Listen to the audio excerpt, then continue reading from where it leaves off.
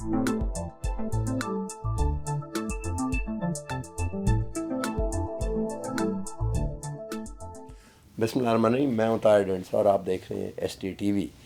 ये जो डेवलपमेंट हुई है गुज़िश्ता 30, 40, 50 सालों में, इसको ये कहा जा सकता है कि it was due to N inconvenient या convenient marriage between hydrocarbons and internal combustion engines. तो हाइड्रोकार्बन की जो एफिशिएंसी है, प्रोडक्टिविटी है, वो बहुत ज़्यादा है। कहा जाता है कि अगर एक स्टडी हुई थी ये बाकायदा UN सिस्टम के तहत कि अगर आप 20 बंदे हायर करके या 15 बंदे हायर करके 15 दिन काम करवाएं और उनकी प्रोडक्टिविटी इंडेक्स करें और उसके मुकाबले में आप 1 गैलन गैसोलीन, पेट्रोल और डीजल लेके उससे मशीन से काम कराएं तो प्रोडक्टिविटी बराबर होती है। मसलन एक आप चट्टान तोड़ते हैं तो 15 बंदे 15 दिन में जितनी रॉक तोड़ेंगे कोहकन, उतना एक शवल जो है वो 1 गैलन से उतनी तोड़ लेगा। तो 15 बंदे हायर करने की कॉस्ट 15 दिन के लिए कम से कम $15,000 और गैसोलीन आता है 55 सेंट का, $1 का मैक्सिमम। तो ये फ्री रिसोर्स है और यही फ्री रिसोर्स है जिसके ऊपर कब्ज़ा भी इस तरह हुआ कि जब सोना बेच दिया US ने 30s में निक्सन और के दौर में, तो ज़ाहिर है it was not backed by gold then. France ने बड़ा कई टन ख़रीदा है वगैरह वगैरह। तो उन्होंने फिर डॉलर को मनी प्लांट के तौर पे पेग किया डॉलर्स पे और OPEC के साथ समझौता कराया। तो डॉलर खड़ा हुआ ही पेट्रो डॉलर्स पे। तो ज़ाहिर है ये एक वेस्टेड इंटरेस्ट है, वो अपनी करेंसी को तो जो which is the reserve currency है। तो दुनिया इस वक्त हाइड्रोकार्बन पे खड़ी हुई है और हाइड्रोकार्बन्स ने ग्लोबल वार्मिंग कर दी है, जिससे ख़तरा ये है कि वो बहुत सी बर्फ़ पिघल के समुद्रों में आ रही है और शहर डूब जाएंगे वगैरह वगैरह। अब एक और बड़ा इमिनेंट डेंजर हुआ है कि जो नॉर्थ का रूट था बर्फ़ पिघलने के बाद खुल गया और रूस यूरोप की तरफ जाना शुरू हो गया। एक और मुसीबत पड़ गई है। अमेरिका टोटली जो पहले एक तरह से फोर्ट्रेस था अब वो ऑस्ट्रेसाइज होने के, तो ट्रेड भी हाथ से। तो ये एक डबल एज है, करना चाहते भी हैं, they want to damped if you do damped if you don't. तो हमारे साथ एक आज एक्सपर्ट हैं जो कि काफ़ी देर से इसमें हैं, 17-18 साल से, और इसी फील्ड में कि किस तरह एनवायरनमेंट को सस्टेनेबल बनाया जाए क्लाइमेट एक्शन के ज़रिए और सर्कुलर इकॉनमी और बाकी सारे जो अंग्रेज़ी बोली जाती है वो है। हमारे साथ मौजूद हैं आज नज़ीफ़ा इसाक जो कि एक्सपर्ट हैं इसी फील्ड में और इस फील्ड के डिफरेंट प्रोडक्ट्स में उनको कैसे रोका जाए, कैसे आगे चलाया जाए, सर्कुलर इकॉनमी किस तरह होती है। प्लास्टिक एक बड़ी इंपॉर्टेंट नीश है, समुंदर हमारे उससे पोल्यूट हो रहे हैं वगैरह वगैरह। Very warm welcome. थोड़ा सा मैडम आप बताएं हमें कि ये जो हाइड्रोकार्बन जिसका एक प्रोडक्ट प्लास्टिक भी है उसकी पोल्यूशन को अब कैसे रोका जाए, क्योंकि मेन कल्प्रिट तो वो लगता है क्लाइमेट और हर चीज़ के पीछे। आई थिंक आपने बड़ा राइटली स्टार्ट की कॉन्वर्सेशन के हाइड्रोकार्बन्स, फॉसिल फ्यूल्स जो कि सबसे बड़े कल्प्रिट हैं। अमेरिका नहीं बल्कि सारे कंट्रीज़ जो हैं they are highly dependent on that. Pakistan although कि हम 0.1% से भी कम हम एमिशंस के अंदर कंट्रीब्यूट करते हैं, but unfortunately we are in the top 10 most vulnerable countries in terms of climate crisis. जब हम ये देखते हैं, आपने जैसे बताया कि इकोसिस्टम्स हमारे बहुत ही सेंसिटिव हो चुके हैं, वल्नरेबल हो गए हैं, हमारे ग्लेशियर्स मेल्ट हो गए हैं, तकरीबन 3000 नए लेक्स बन गए हैं गिलगित बल्तिस्तान में, which is only because of glacial melt, torrential rains. Attabad lake क्या है, ये एक एवलांच आया था और उससे ये हो गया। कैसे आया था? ग्लोबल वार्मिंग है, टेम्परेचर राइजेस हैं जो कि हम देख रहे हैं अभी। बल्कि आपकी कॉन्वर्सेशन से पहले मेरी बात हो रही थी और वहाँ पर डिस्कशन यही चल रही थी कि हमारे जो इकोसिस्टम्स हैं, आपकी फॉरेस्ट, आपके डिफॉरेस्टेशन का जो रेट है दैट इज़ ह्यूज। अभी आज हम इस्लामाबाद में बैठे हैं, पिछले 3 साल का जो फॉरेस्ट कवर का जो रेट है वो डिक्लाइन पे है, and it's a massive decline. जितना आप ग्रीनरी को हटाते जाएंगे the ecosystem is going to be disrupted, और साथ ही साथ आपकी जो एयर है and the land resources and water resources are going to be depleted and polluted. तो उसी तरह दिस हाइड्रोकार्बन्स, अभी एयर पोल्यूशन की बात कर रही हूँ तो smog, because I belong to Lahore, तो वहाँ पर स्मॉग और air pollution, it's the most polluted city in the world now unfortunately. तो वहाँ पर क्यों है इतनी ज़्यादा स्मॉग? सबसे बड़ा रीज़न है वेहिकुलर एमिशंस।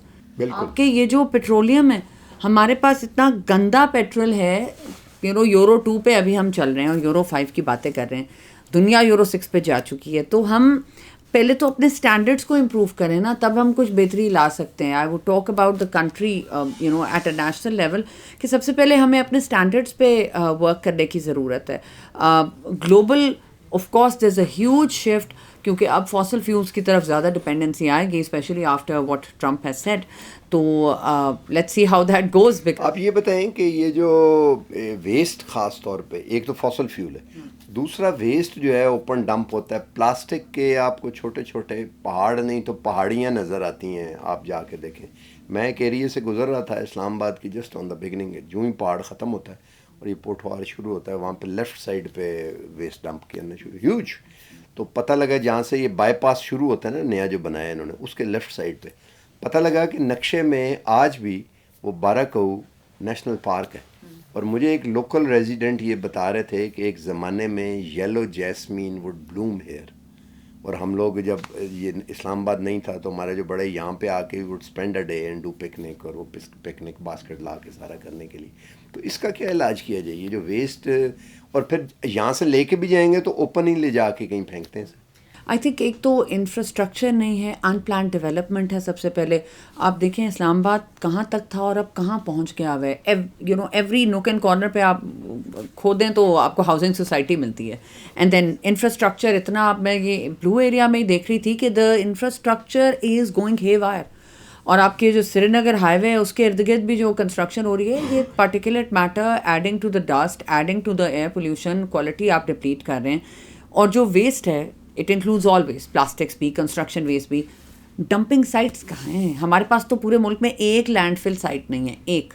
وہ لوسر میں پنڈی میں ہے ڈمپنگ سائٹ, جو جا کے آپ دیکھیں تو وہاں پہ میتھین اور جو پانی کے اندر جو لیچیٹ ہو رہا ہے اس کی آپ اندازہ نہیں لگا سکتے how much pollution it is creating.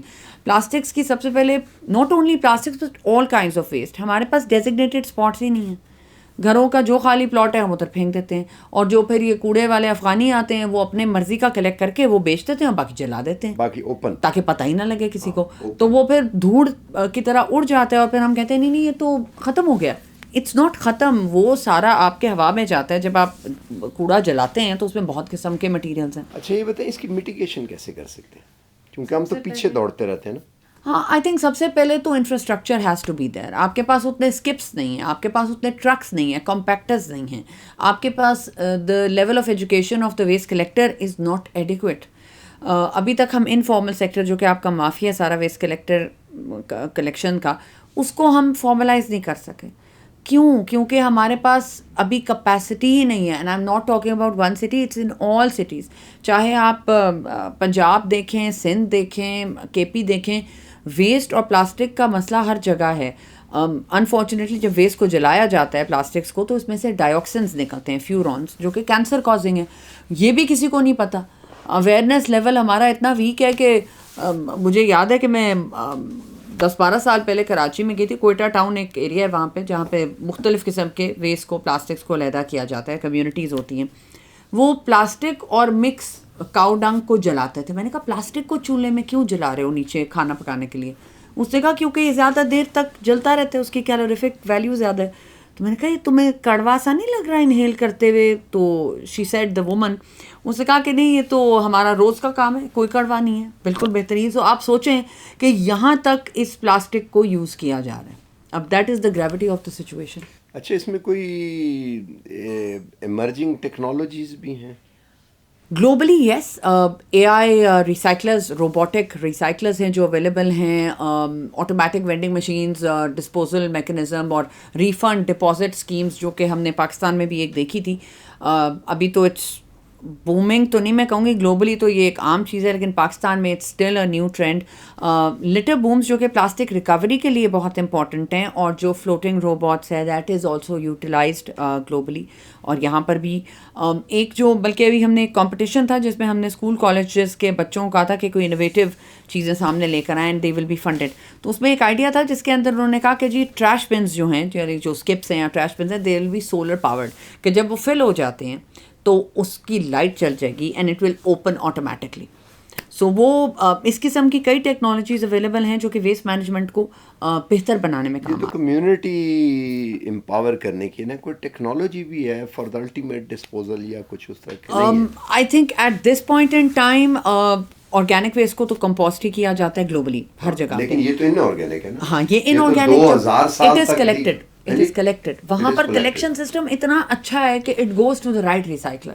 Plastic ہے تو ادھر جائے گا، ٹین ہے تو ادھر جائے لیکن گا. آپ ایک اور چیز سوچیں نا کہ جو ہاؤس وائف ہے یا جو ہاؤس میڈ ہے جو کام کر رہی ہے وہ پلاسٹک کو وہ اس کا انہوں نے ادھر پھینکیں گے ادھر پھینکیں گے.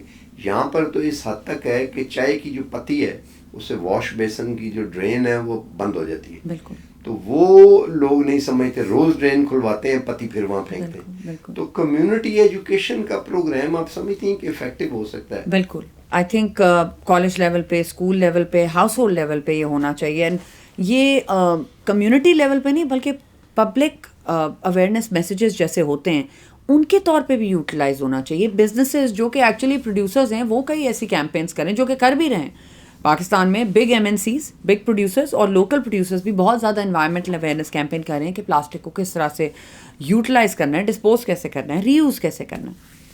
یہ ایک کام جو چل رہا ہوتا ہے، پہلے ویژن ہوتا ہے، ویژن جو ہے وہ پھر پروگرام میں ٹرانسلیٹ ہو جاتا ہے، پروگرام جو ہے وہ پھر ٹیکنالوجی میں ہوتا ہے، پھر ورکنگ پلان اس کا ہوتا ہے، پھر پاتھ ویز بنائے جاتے ہیں اور پھر کمیونٹی آگے کرتی ہے. لیکن عام طور پہ یہ پورا جو اینڈ ٹو اینڈ ہے ویژن نیریٹو کریٹ کرنے سے الٹیمیٹلی کوئی کام ہونے تک اس میں کئی لوگ ہوتے ہیں، بہت سی کمیونٹی انوالو ہوتی ہیں، کہیں ہاؤس وائز پاپولیشن، کہیں پالیسی میکر، کہیں ڈیسیژن میکر، پارلیمنٹ سے لے کے نیچے تک.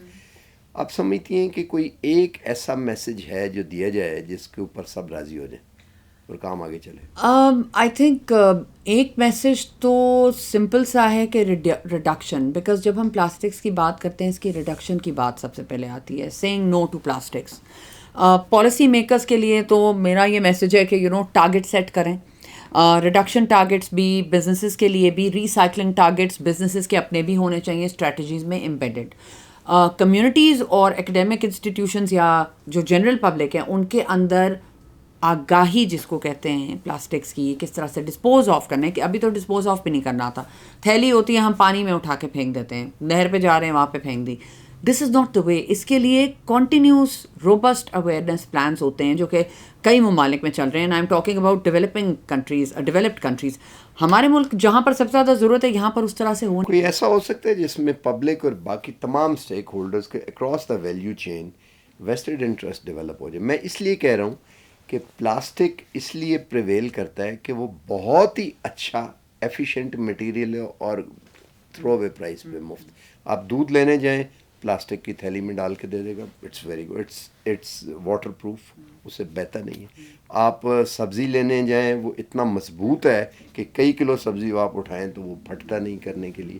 تو میٹیریل کا ان اٹ سیلف بہت اچھا اور ایفیشینٹ ہونا، پلاسٹک بڑے ایفیشینٹ ہے، اور سستا ہونا، یہ دو چیزیں ہیں جس کی وجہ سے یہ پریویل کر رہا ہے. تیسری تو اور کوئی وجہ نہیں. تو ویسٹڈ انٹرسٹ بلٹ ہو جائے انڈسٹریز کا، یا کس طرح اس کو کیا جا سکے؟ دیکھیے اس کی ویلیو فار منی بہت زیادہ ہے.